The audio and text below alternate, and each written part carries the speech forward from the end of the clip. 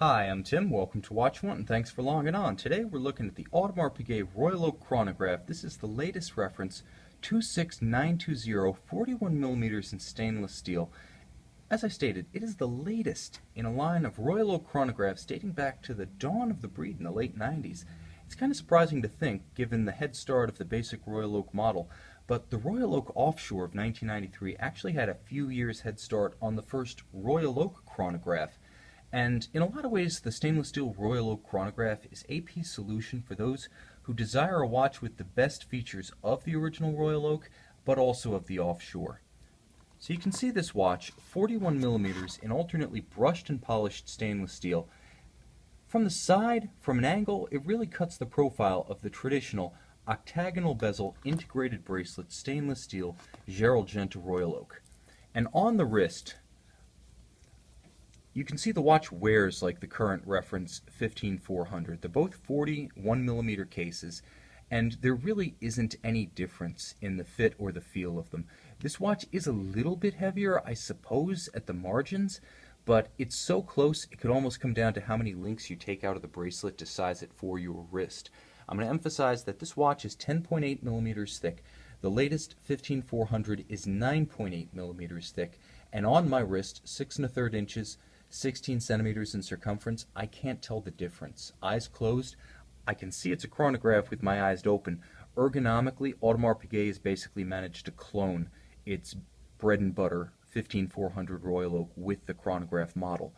But the watch does read differently. Aesthetically, there's no confusing the two. In terms of bracelet, fit, finish, there is no distinction. Now, the clasp is the latest Audemars Piguet double deployant twin trigger that's shared with the 15400.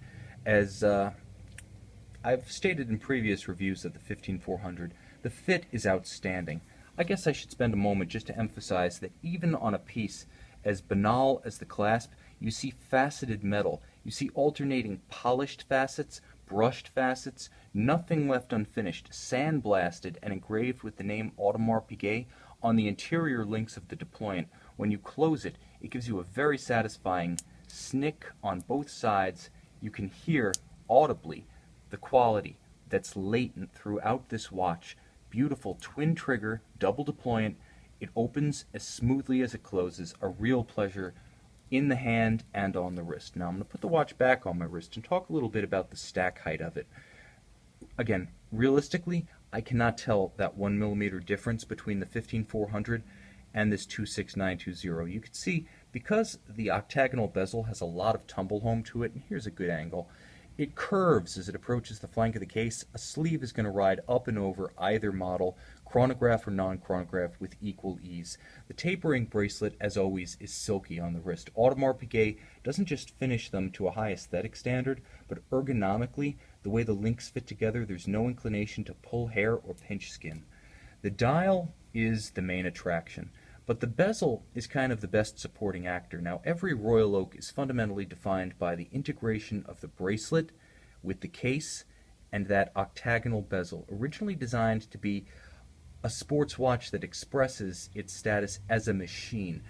It reads like a piece of jewelry, but it doesn't hide that bezel gasket, which you can still see on the hoods of the case between the bezel and the case.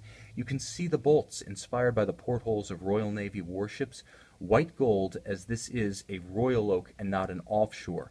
But what I really like about the way this watch looks, the way it reads on the wrist, is that it does combine some of the best features of the Offshore and the Royal Oak. It's muscular, but it's not muscle bound like the Offshore is, so you've got that masculinity of the Royal Oak without taking what some feel to be a step too far that you'll see on the Offshores. It's got great presence, and a big part of that is the quality of the finishing. You can see on the bracelet the beveling and the polish of the beveling on the sides, grained on the top. There's even polish on the intermediate plot links between the primary links, and that continues on the bezel and then inboard, where you have a polished interior bezel wall reflecting all of the indices as well as the calibrations of the minute track, and that makes the bezel, or rather the dial within the bezel, I should say, read even bigger than it is. Now, it is now an in-house Audemars Piguet tapisserie dial. This waffle or hobnail cut produced in-house, still made on a pantograph. These used to be made by Stern Creations. Yes, those Sterns of Patek Philippe, and delivered to Audemars Piguet. Audemars Piguet has taken the creation of the dials in-house. It now produces the dials to its own specs using its own equipment. Likewise, elements that have been changed from the previous Royal Oak Chronograph include the indices, which are now longer, more dramatically faceted, and no longer feature small Arabic numerals outboard of each hour marker. Moreover, the date disc is now a corresponding tone, so if you have silver, it's silver. If you have black, it's black, and so on. So it blends better with the dial, and the index at 12 is no longer a triangle, it's now a double baton marker. So subtle changes, but they are significant. Likewise, the hands feature triple facets. There is the facet on top with the lume inset, and then there's a facet on each angled side.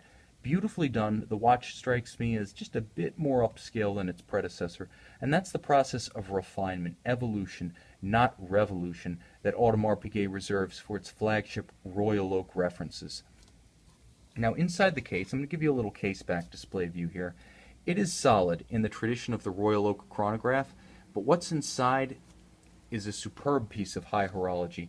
Actually, a joint product of Audemars Piguet, which provides the finishing, and Frédéric Piguet, also local to Le Sentier, but not part of Audemars, rather owned by the Swatch Group. It's been the movement manufacturer to Blancpain, also to Audemars Piguet and Vacheron in their overseas chronograph for years.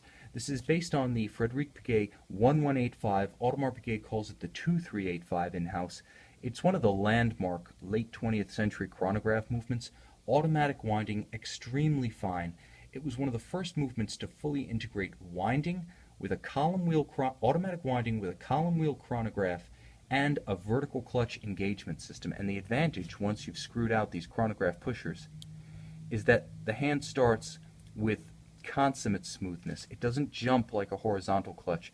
Proceeds in stately fashion with a 3 Hz, that's 21,600 vibration per hour beat rate, till you stop it with no stagger and reset it precisely to the index at 12. It's a beautiful movement, and you have to take pleasure in the fact that the integrity of Audemars Piguet is such that this movement is finished to the same standard as what you'll find in the likes of the 15300 or the current 15400. And yet, only your watchmaker will ever know how beautifully finished it is. But take my word for it, this is an outstanding example of high horology finish inside and out. And at 41 millimeters, it really has all the wrist presence you're ever going to need. Because of the integration of the bracelet and the case, I'd say that the comparable, if you don't have a Royal Oak Chronograph handy to try on, or a 15400, I would say that it wears like a Rolex 216570 42mm Explorer 2. That's what it feels like to me. Definitely bigger than its nominal measurement. It reads and feels bigger than 41 on the wrist. An ergonomic pleasure though, it's got a lot of visual signature to it, and that's because of the unbroken flow from bezel to case to bracelet. It's a continuity, and perhaps this is where it really separates itself from the Royal Oak Offshore and marks itself as a true Royal Oak in the Gerald Genta tradition. Genta, being a jewelry designer, wanted his original 1972 Royal Oak steel sports watch to read as a bracelet, not a watch on a bracelet. And I think it's safe to say that this Audemars Piguet Royal Oak Chronograph reference 26920 has that essential all-of-a-piece integrated quality to it. Low profile, beautifully finished, classically styled. If you want an Audemars Piguet with chronograph features, sports watch size and presence, but you don't want to go offshore, this Royal Oak Chronograph will be the watch you want.